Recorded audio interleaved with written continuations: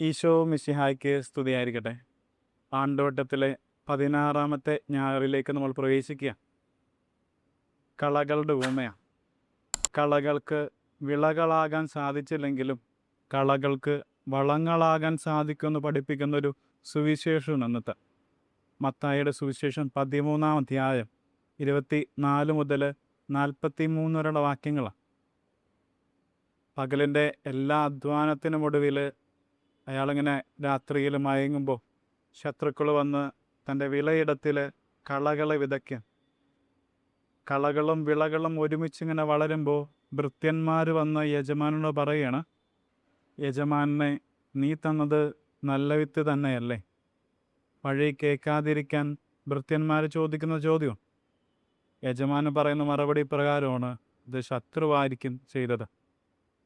ആത്മാർത്ഥമുള്ള ഭൃത്യന്മാർ വീണ്ടും ചോദിക്കുകയാണ്, ഞങ്ങളൊരു കാര്യം ചെയ്യാം, ഈ വിളകളിൽ നിന്ന് കളകളെ മാറ്റാം, അവനെ പറിച്ചു കളയും.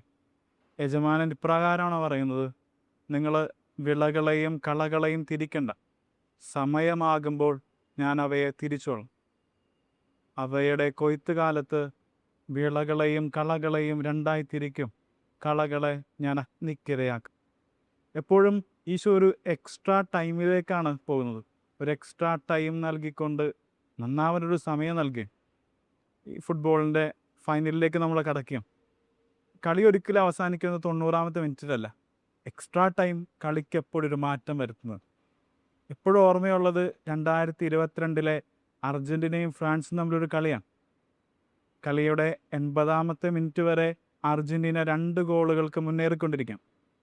81-ാമത്തെ മിനിറ്റിൽ കിലിയൻ എംബാപ്പെ 2 ഗോൾ അടിക്കുന്നുണ്ട്. അങ്ങനെ കളിയുടെ 90-ാമത്തെ മിനിറ്റിൽ കളി ഇങ്ങനെ നിൽക്കുമ്പോൾ സമാസമമാണ് 2-2. 90-ാമത്തെ മിനിറ്റ് മുതൽ കളി വീണ്ടും എക്സ്ട്രാ ടൈമിലേക്ക് പോകുമ്പോൾ 108-ാമത്തെ മിനിറ്റിൽ മെസ്സി ഒരു ഗോൾ അടിക്കുന്നു. 118-ാമത്തെ മിനിറ്റിൽ എംബാപ്പെ ഒരു ഗോൾ അടിക്കുന്നു. സമാസമം വരുന്നു. അങ്ങനെ പെനാൽറ്റി ഷൂട്ടൗട്ടിലാണ് കളി ജയിക്കുന്നത്. അങ്ങനെ ലോക ചാമ്പ്യന്മാരായി 2022 അർജൻറ്റീന ജയിക്കുകയാണ്. കളിക്കെപ്പോഴും ഒരു എക്സ്ട്രാ ടൈമുണ്ട്. വചനങ്ങളിലേക്ക് നോക്കുകയാണെങ്കിലും വിശുദ്ധരുടെ ജീവിതത്തിലേക്ക് നോക്കുകയാണെങ്കിലും ഒരു എക്സ്ട്രാ ടൈം എടുത്ത് ജീവിതത്തിലേക്ക് തിരിച്ചു വന്ന പലരെയും കാണാം. ലൂക്കായുടെ സുവിശേഷം 23-ാം അധ്യായത്തിൽ നല്ല കള്ളൻ്റെ ജീവിതം ഒന്ന് എടുത്തു നോക്കണം. അവസാനം മരണത്തിനോടടുക്കുമ്പോഴാണ് ഒരു എക്സ്ട്രാ ടൈമിൽ അവൻ മനം മാറുന്നത്.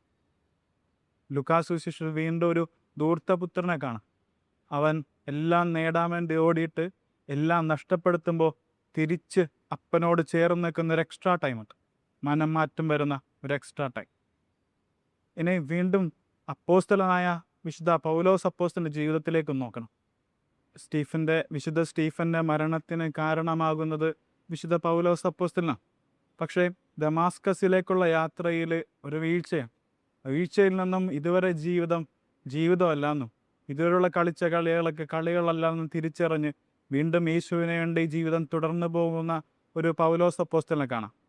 വിശുദ്ധന്മാരിൽ മഹാവിശുദ്ധൻ എന്നൊക്കെ അറിയപ്പെടുന്ന വിശുദ്ധ അഗസ്റ്റിൻ്റെ ജീവിതം 17 വർഷം അമ്മ ഇങ്ങനെ കണ്ണീരോടെ ദൈവത്തോട് പ്രാർത്ഥിക്കുന്നുണ്ട് ഒരു മനം മാറ്റം മകന് വരാൻ.